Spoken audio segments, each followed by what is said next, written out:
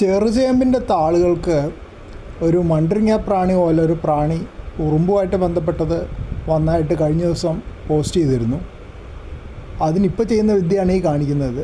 വെള്ളം സ്പ്രേ ചെയ്ത് ആ ജീവികളെ തുരത്തുക.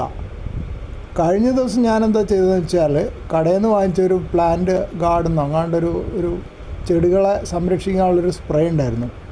ആ സ്പ്രേ വെള്ളത്തിൽ കലക്കിയിട്ട് അടിച്ചു കൊടുത്തിട്ടുണ്ടായിരുന്നു.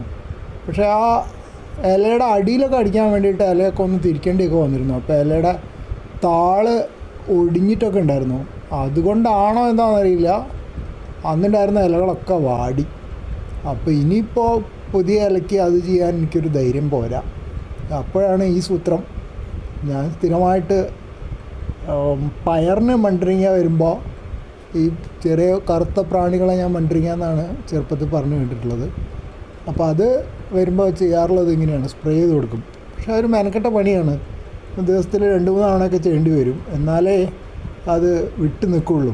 ഒരു പ്രാവശ്യം സ്പ്രേ ചെയ്താൽ കുറച്ച് കഴിയുമ്പോൾ കുറേശ്ശെ വരും, 2-3 ദിവസം സ്പ്രേ ചെയ്തിൽ പിന്നെയും കുറേ വരും. അപ്പോൾ ഓരോ പ്രാവശ്യം ചെടി നനയ്ക്കുമ്പോഴും ഇങ്ങനെ സ്പ്രേ ചെയ്ത് ഫുൾ തുരത്തി കളഞ്ഞാൽ എന്തായാലും ചെടിക്ക് ദോഷം വരില്ല.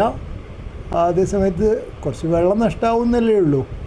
എല്ലായ്പ്പോഴും ഞാൻ ശ്രമിക്കാറുള്ളൊരു സിമ്പിളായിട്ടുള്ളൊരു മെത്തേഡാണിത്.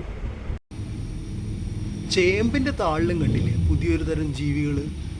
പയറിന് വരുന്ന മണ്ടരിങ്ങ പോലെയുള്ള ജീവിയാണ് കണ്ടിട്ട്.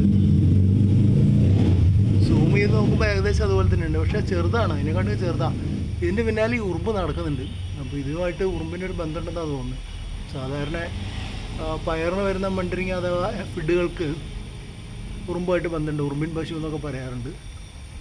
ഇതിപ്പോൾ ചേമ്പിൻ്റെ ആളിൻ്റെ മുകളിലും ഇലയുടെ അടിയിലൊക്കെ ഉണ്ട്, കുറേ ഉണ്ട്. ഞാനിപ്പോൾ ഒരു സ്പ്രേ അടിച്ച് നോക്കാൻ പോവാം.